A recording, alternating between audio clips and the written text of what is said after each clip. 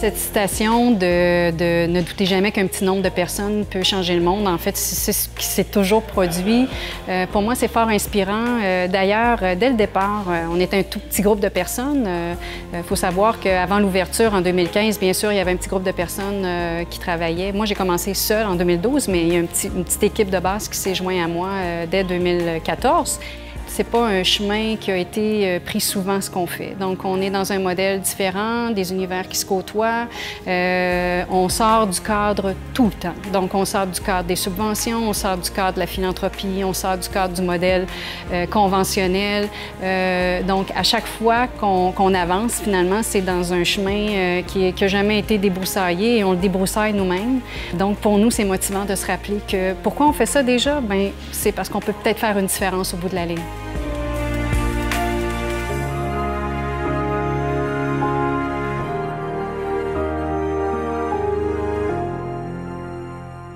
Les compagnies qui réussissent, c'est des compagnies qui n'ont pas peur puis qui vont prendre des risques, mais qui ont un objectif vraiment ambitieux. Mais nous autres, c'est de changer le monde.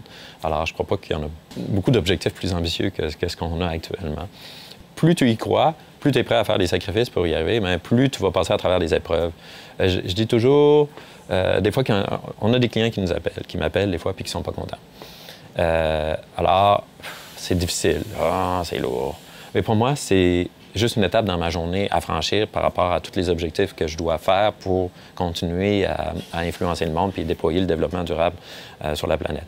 Alors, je prends ce client-là, je fais de mon mieux pour le satisfaire, regarder qu'est-ce qu'on peut faire avec les équipes pour régler les problèmes, puis je passe au plan numéro 2. Donc, ma journée n'est pas finie. Ça fait partie de ma job. Tout ce que je fais, les présentations que je fais, les voyages que je fais, bien, ça fait partie de ma job pour bâtir un monde meilleur. Je trouve toujours que quand tu as un objectif clair, les choses arrivent. Parce que inconsciemment, on bâtit notre réseau, on bâtit nos technologies pour atteindre cet objectif-là. On a sauté sur les opportunités qui pouvaient nous amener là parce qu'on y croyait, parce qu'on voulait, puis on a fait des sacrifices, puis on va continuer à en faire. C'est ce qui fait qu'on va continuer à croître puis à réussir. Je vais continuer à m'obstiner, à persévérer. C'est ça qui va faire qu'on va faire la différence. Puis ça prend encore plein d'autres entreprises, plein d'autres citoyens qui vont vouloir maintenant s'obstiner puis à faire les sacrifices qu'il faut pour bâtir un monde meilleur. Dans notre quotidien, on a beaucoup à expliquer le positionnement de la Caisse, autant dans la société en général que dans le mouvement des jardins, qui, bien qu'il soit un mouvement coopératif, est un peu plus conservateur. Donc, comme tout innovateur, que ce soit dans le secteur privé ou dans le secteur social, on a à convaincre, on a à sensibiliser, on a à communiquer pour s'assurer d'aller chercher la plus grande adhésion possible au projet qu'on préconise. Les entreprises en démarrage ou en forte croissance doivent faire preuve d'audace pour relever les défis auxquels elles sont confrontées.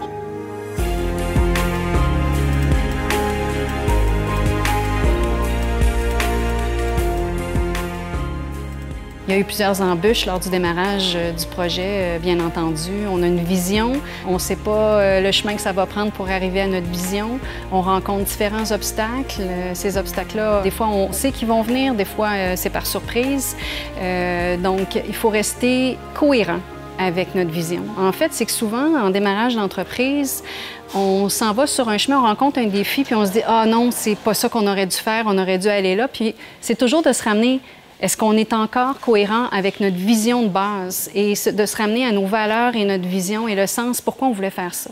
Donc, en démarrage d'entreprise, ce qui est très important, c'est de rester toujours, de revenir toujours à ce pourquoi on fait ça et de se ramener à notre vision pour dire « mais je crois tellement fort à ce que je veux faire, c'est correct, ça fait partie de moi, j'y vais, je me lance ». Alors, de vraiment pas se laisser décourager par tout ce qu'on peut entendre à gauche et à droite. Si la communauté qui part ce projet-là est aussi portée par cette vision-là, c'est correct. Mais il ne faut pas se laisser décourager par les autres qui ne portent pas cette même vision-là. Les défis du monastère des Augustines, à ce que ce soit un lieu qui marie musée, hôtel, restaurant, boutique, salle multifonctionnelle, donc de la location de salles et autres, c'est d'unifier ces univers-là. Et il faut savoir que ces univers-là ne se sont jamais parlé auparavant.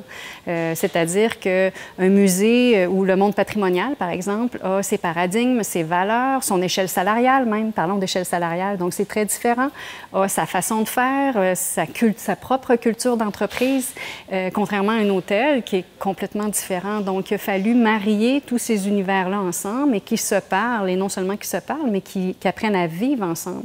Ne serait-ce que le langage. Donc, dans le langage patrimonial, on dit visiteurs. En hôtellerie, c'est clients. Donc, il faut unifier tous les jours. C'est un défi. Maintenant, on y arrive de mieux en mieux après 2 ans, mais c'est vraiment de marier ces univers-là.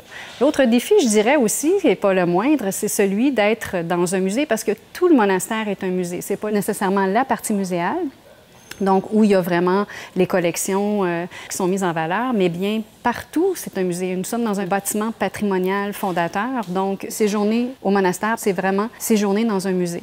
Donc c'est vraiment le défi de dire, on place des objets, on place des meubles et on catégorise le monastère comme étant un lieu de mémoire habité. Donc les gens côtoient ces collections-là, ils touchent. Donc c'est le défi de conservation à travers le monastère. Puis c'est ce qu'on veut. On veut que ça soit vivant, on veut que les gens touchent aux choses et tout en les respectant. Dans les dernières années, on a eu une très grosse croissance. On était, il y a peut-être 6 ans, 60 employés. Maintenant, on est presque 1000. Ça, c'est challenge de grossir aussi vite. La connexion entre les employés et la direction se fait plus ou moins bien. Alors, c'est beaucoup de communication. On essaye, on a du monde partout à travers le monde aussi. Alors, on essaye de créer des capsules vidéo, on essaye je voyage, de rencontrer les employés, mais c'est un défi, puis je trouve pas qu'on a encore trouvé la recette gagnante pour ça.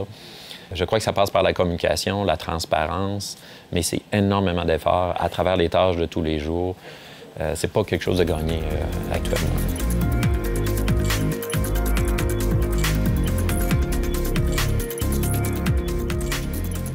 Quel que soit le projet entrepreneurial, il est important de bien comprendre et mobiliser l'écosystème dans lequel on se trouve. Marc Picard, directeur général de la Caisse d'économie solidaire Desjardins, souligne l'importance de soutenir les porteurs de projets.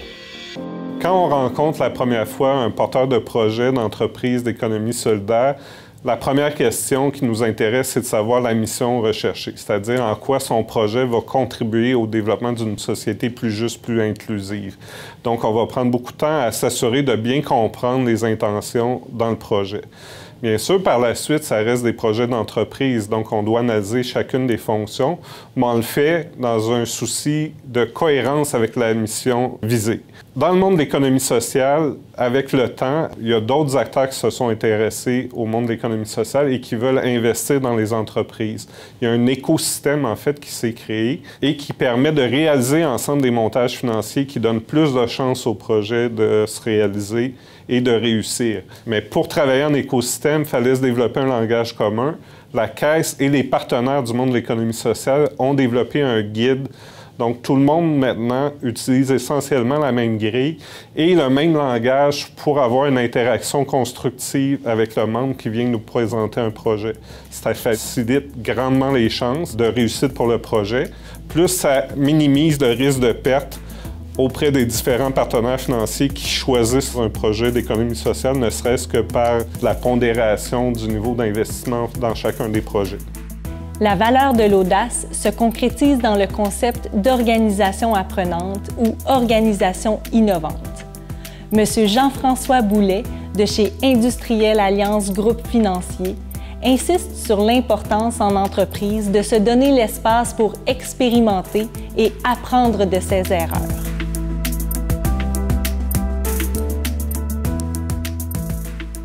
Pour continuer à faire évoluer l'organisation vers l'innovation, c'est basé encore sur ta vision à long terme, tes valeurs. Et encore là, tout ce qu'on fait, c'est pour assurer la pérennité. C'est au-delà de chacun de nous. Qu'est-ce qu'on fait pour que ça continue? Il y a des gens qui étaient là avant nous autres, qui ont fait que nous, on a pris la relève.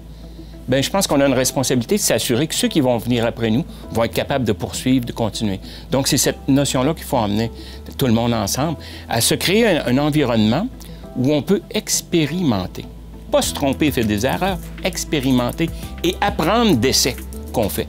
La première fois qu'on fait quelque chose à l'Industrielle Alliance qu'on n'a jamais fait avant, on se dit pas, bien là, il faut que ça rapporte tant de dollars, puis il faut que tu aies tant de clients. Non. On se demande qu'est-ce qu'on veut apprendre, puis comment on va mesurer ce qu'on veut apprendre. Et après ça, quand on développe une confiance, on se dit, bien là, OK, on sera capable de faire ça. On continue. Ça crée un climat qui est sécurisant pour les employés. On ne cherche pas à blâmer quelqu'un, on veut apprendre. Mais le problème qu'on trouve dans la société d'aujourd'hui, c'est que les gens se mettent eux-mêmes de la pression. Ils veulent être bons avant de commencer. Bien là, ils ne commenceront jamais à faire quelque chose. Fait que c'est comme ça, puis ça commence avec nous au niveau de la direction. Quand on essaie des nouvelles choses, des nouvelles façons, puis il faut en parler, puis il faut avoir le courage de dire ça n'a pas marché parce qu'il y avait tel élément. C'est pas de ta faute, c'est pas de la mienne. C'est le paramètre qu'on s'est donné. Bien, c'est ça qui fait qu'on s'en va vers l'innovation. Les gens se sentent confortables. Ils sont passés par l'amélioration continue, ils ont soumis des idées. Mais un matin, tu as beau améliorer un processus, mais là, une fois qu'il est amélioré à 99,999, il faut que tu fasses d'autres choses. Bien, comment on se réinvente? Bien, c'est ça. C'est cette culture-là chez nous qu'on met l'emphase. Et par nos valeurs, notre façon de faire, puis la notion d'innovation, depuis 2 ans, a évolué. Il y a 5 ans, on a commencé à se mettre en place un comité multidisciplinaire pour regarder comment on allait opérer sur Internet. Ça a été notre première phase. On a fait des balbutiements là-dedans. Ça nous a emmené après ça à dire comment on travaille avec les médias sociaux. Fait qu'on a essayé. Essai-erreur. Et là, tranquillement, ça nous a emmené à dire comment on peut faire de la publicité pour essayer de générer des ventes. Le premier élément, on a dit, on se fait un projet pilote. On a investi 5 000 $. Si ça avait été basé sur les résultats financiers, je vous aurais dit, on a fait un échec monumental. Mais tout ce qu'on a appris nous a emmené à un deuxième essai qui, lui, a fait qu'un produit qui était lancé, que normalement, on en vendait à peu près une dizaine par mois, on en a vendu 150 en une semaine. Ça nous a amené à prendre au palais. C'est beau les vendre, mais maintenant, notre processus d'administration, comment on adapte notre processus, c'est là que ça nous a amené, ça aussi, à innover au niveau de l'administration de nos contrats, ces éléments-là, pour réduire les délais.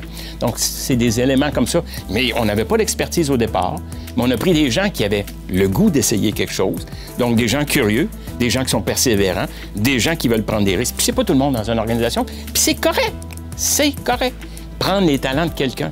Il y a des gens là-dedans qui sont bien meilleurs que moi. Ils vont venir m'aider si j'ai une idée comme ça. Puis dans d'autres choses peut-être meilleures que les autres, je vais les aider. C'est comme ça le travail d'équipe, c'est comme ça qu'on innove. C'est comme ça chez nous on est parti au niveau du numérique.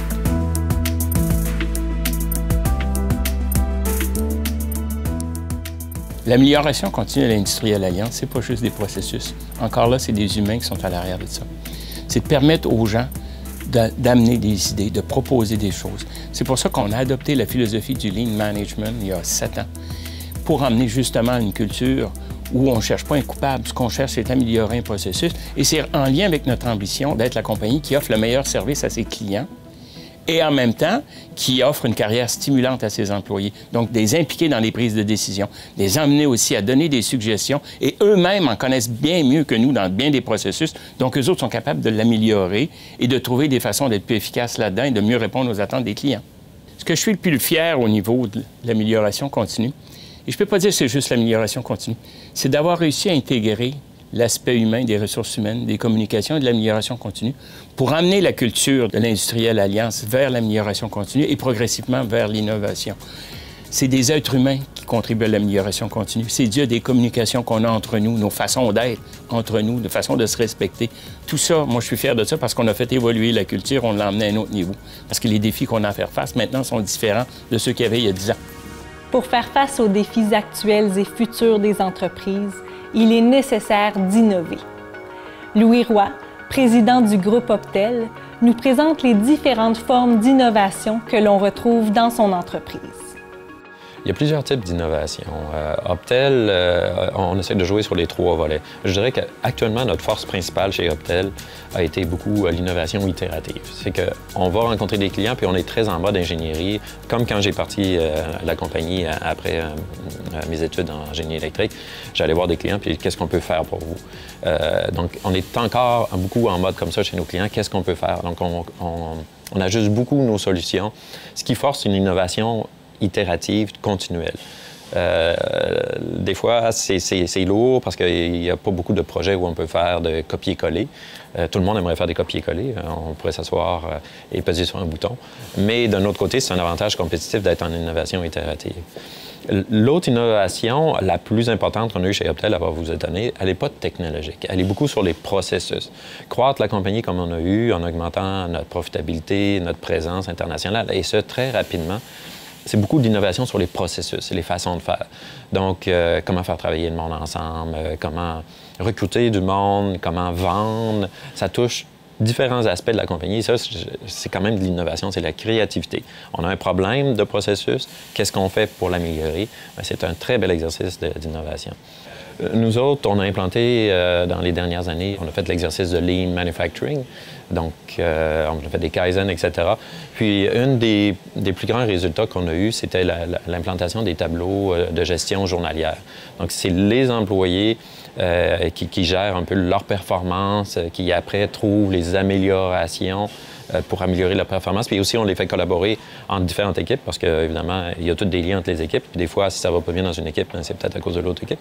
Donc, on les fait collaborer beaucoup. Donc, essayer de leur donner un sens d'appropriation de leur façon de faire. Au point de vue, après, global de la compagnie, mais on a une mission, c'est sûr, que tellement forte, on a un plan d'affaires très, très structuré. Donc, ça ne laisse pas beaucoup de marge. Donc, il y a une balance entre entrepreneurship et vision stratégique. Puis, donc, dans un cadre, on essaie de tenir nos employés alignés sur une vision claire, sur les produits à développer. Et la latitude se trouve surtout à comment réaliser cette vision-là. Des fois, on balance les choses. Il y a des employés qui ne sont pas contents parce qu'ils aimeraient avoir plus de liberté de faire ce qu'ils veulent au point de vue des produits. Mais c'est pas tellement dans la philosophie Optel. Mais des employés qui disent « Regarde, moi, je veux améliorer les choses, je veux améliorer les façons de faire, je propose de nouvelles idées. » Mais là, il y a beaucoup d'ouverture pour ça ici. La troisième, je dirais qu'on manque un peu de capacité pour la faire, c'est l'innovation disruptive. C'est celle qui dit « Ah, on va créer un nouveau produit. » On crée des concepts disruptifs. Heureusement, pour l'instant, les concepts disruptifs nécessitent de l'innovation itérative. Mais je ne peux pas dire qu'on est une compagnie on va lancer un nouveau produit qui est tout nouveau avec des nouvelles technologies, etc., qui est très disruptif. C'est pas tellement Optel. Je dirais qu'on a une vision innovative, mais basée beaucoup sur de l'innovation itérative.